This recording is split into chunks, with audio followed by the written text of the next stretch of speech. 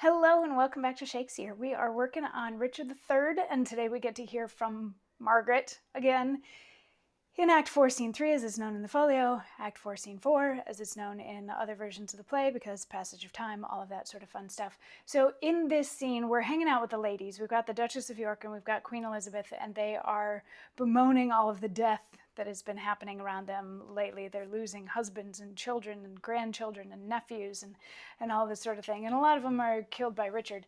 And also remember, they're not big fans of Queen Margaret because of Queen Margaret's part in killing some of their family members like Rutland and so on.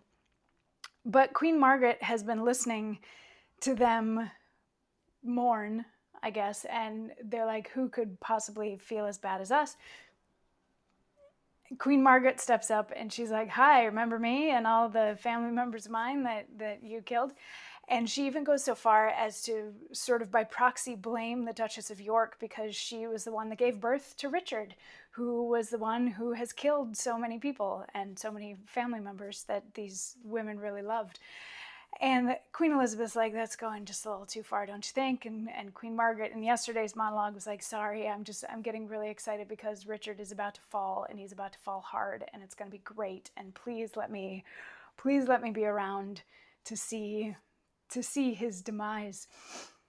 And then Queen Elizabeth harkens back to all of the curses that Queen Margaret had laid on people at the beginning of the play. And she's like, there was a time when you said, you sort of prophesied that I was going to come to you and ask you for help in cursing Richard. And Queen Margaret decides to reminisce a little bit, and she says, I called thee then vain flourish of my fortune.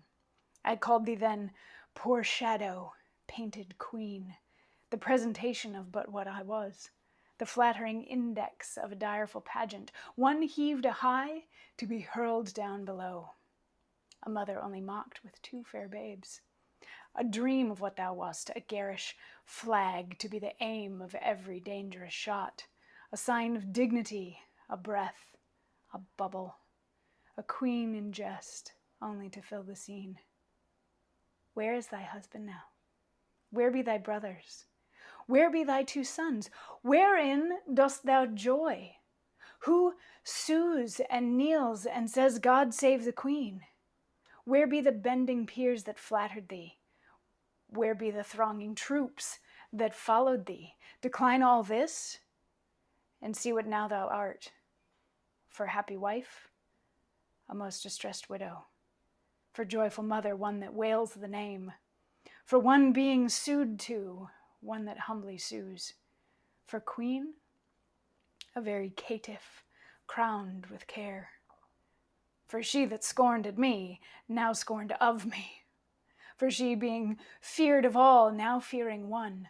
For she commanding all, obeyed of none. Thus hath the course of justice whirled about, and left thee but a very prey to time, having no more but thought of what thou wast, to torture thee the more, being what thou art. Thou didst usurp my place, and dost thou not usurp the just proportion of my sorrow? Now thy proud neck bears half my burthened yoke, from which even here I slip my wearied head, and leave the burthen of it all on thee. Farewell, York's wife, and queen of sad mischance. These English woes shall make me smile in France. So she acknowledges that she was particularly mean to Queen Elizabeth before and was bitter with her for taking the queendom and that sort of thing, and made fun of her for only having two children and all that sort of thing. And she's like, but you've lost everything. And by the end,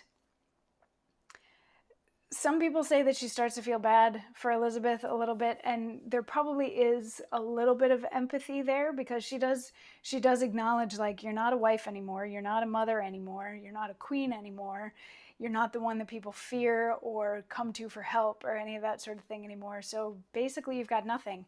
And Queen Margaret knows very well how that feels. So she's like, you're now getting closer to where I am, but you know what? You can have all of it. I'm taking off the burden of care that I've been carrying around with me this whole time, and you can have all of it, and I'm going to go live in France and try to be happy for the rest of my life.